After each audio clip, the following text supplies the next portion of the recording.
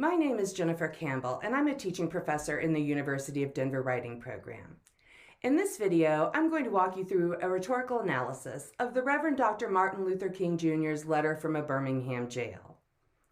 Before we get started, take some time to carefully read the letter and keep a copy handy, as I'll be asking you to find some examples as we go. You might also want to check out some of the videos about rhetorical situations and strategies on the Rhetoric and Writing at DU YouTube playlist. All set? To start from the basics, analysis involves breaking something down to gain a better understanding of how its components fit together. Textual analysis examines the text's constituent parts to figure out what it means or how it works by applying frameworks or categories that the author or others have generated. For example, in an English class, you may have been asked to analyze a short story by considering plot, characters, the point of view of the narrator, and literary techniques like metaphor or irony. For a rhetorical analysis of a speech, we might discuss how the text makes logical, ethical, and emotional appeals and uses specific rhetorical devices such as repetition and allusion.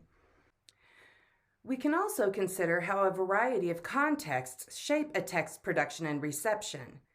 We can think about its historical, cultural, political, or disciplinary location, for example. And just as the contexts shape the text, texts can shape their contexts later. If you didn't watch my Rhetorical Situations and Strategies videos, here's a quick background.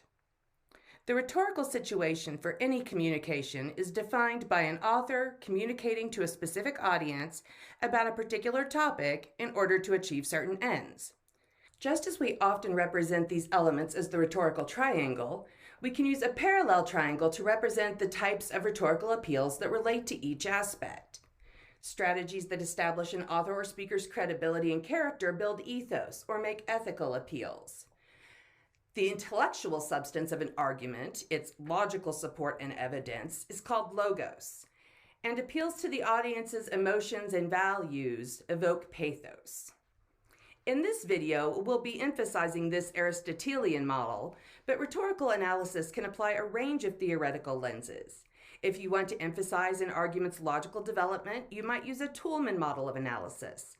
We often use King's letter as an example of Rogerian rhetorical strategies as well, especially in how he works to establish common ground and clearly restates and addresses each concern his critics have expressed. A detailed analysis might reference multiple theories or models, but you can also read an argument carefully and evaluate what's effective and what isn't without using any theoretical terms at all. Now, let's conduct an analysis of Letter from a Birmingham Jail. The first thing we need to do is define the rhetorical situation. For historical context, during the Civil Rights Movement, Black Americans led sit-ins and boycotts throughout the South, and Birmingham was an epicenter for desegregation efforts.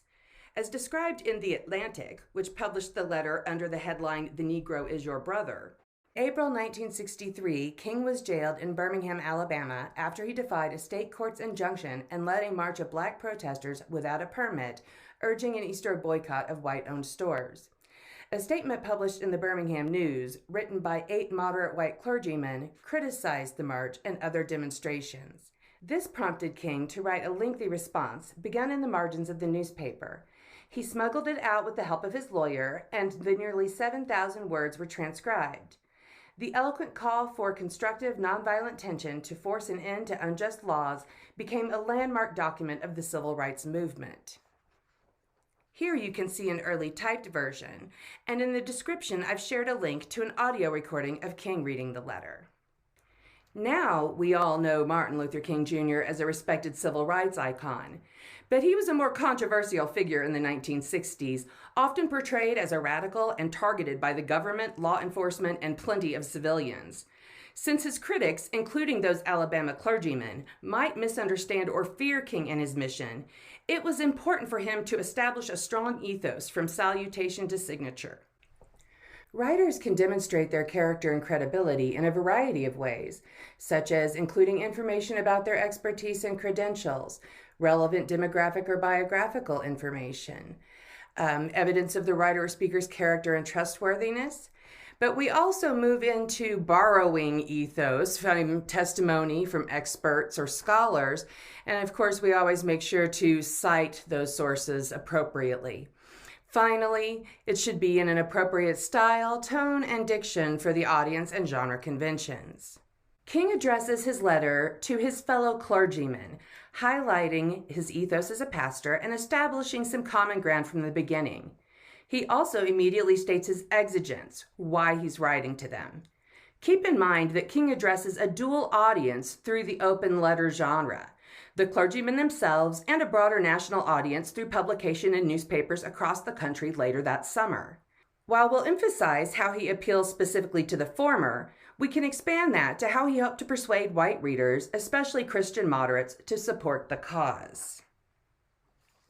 In the opening paragraph, King makes quick reference to his busy schedule and secretaries, hinting at his status, before greeting his readers as men of goodwill and forecasting that he will respond to their sincere concerns in patient and reasonable terms, thus establishing his own goodwill. So how else does King establish his character, credibility, and relationship to the audience?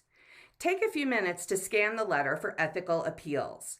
Find a passage that effectively builds ethos and explain why it is persuasive. You had a lot of ethical appeals to choose from, and you may have noted some of these. After his rather Rogerian opening, King establishes his ethos as a pastor and leader of the large and influential Southern Christian Leadership Conference. He later alludes to shared biblical stories and compares his mission to that of the apostles to justify his participation as an outsider. While King aligns himself with the apostles and even Jesus in later passages, he also demonstrates a more humble ethos at times. Here, he combines a self-deprecating comment about the length of the letter with a reminder that he was in jail for a week, which is why he had so much time to write long letters, think long thoughts, and pray long prayers. Nice parallelism there, too. This brings King back to a polite Rogerian statement about how he hopes he hasn't seemed unreasonable, but he concludes with a parallel statement about God's forgiveness, thus framing his refusal to settle for anything less than brotherhood as a holy mission. King's frequent appeals to shared religious values brings us to pathos. We see King use a lot of the common ways to appeal to the heart and emotions and certain kinds of evidence that are going to make those pathos appeals, such as testimony and details from subjective reports, personal connections or anecdotes, reference to spirituality or religious traditions, appeals to audience identity and self-interest, powerful word choice or figurative language, and images or photographs. While King didn't include any photographs in his letter, we know how important the images surrounding these events were in changing public perception. Let's look at one particularly powerful passage in which King challenges the criticism that Black Americans should be more patient and accept gradual change. Starting with constitutional and God-given rights, appeals to shared American values, and the rest of the paragraph offers graphic illustrations of how these rights have been denied to Black Americans. This list is a masterclass in amplification. King uses specific examples along with evocative word choice, and he combines the literal and figurative in his description of their smothering oppression. Pathos is heightened as King describes the effect of this ongoing discrimination on children through their tears and their own hurt words. Here again, King uses figurative language when he describes both the real tears and the ominous clouds of inferiority in his daughter's eyes. Let's pause for another look at the rest of the text. First, list some other ways that King evokes pathos. Then identify a passage where you think he makes an effective emotional appeal and explain why you found it moving. At times, King directly describes his own emotions or those of other Black Americans. He expresses disappointment with white moderates, for example, and evokes guilt, though he follows that by recognizing the good work some clergy, and those in his specific audience, have done.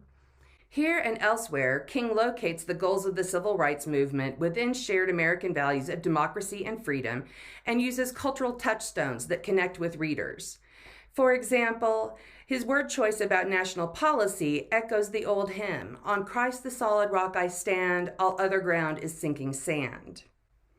King concludes on an optimistic and determined note, returning to those dark clouds of prejudice, but with a hope for a brighter future. This elevated language is representative of King's frequent use of light and dark imagery, here and in his other writings. King doesn't rely solely on pathos, of course. It's interwoven with a variety of logical appeals.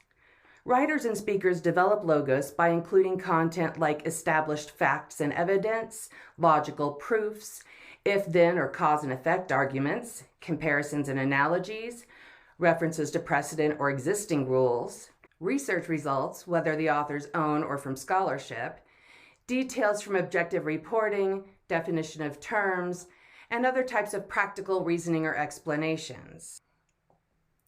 King frequently alludes to classical and Christian philosophers, further establishing his ethos as an educated man while drawing evidence from shared texts and cultural memory to support his reasoning.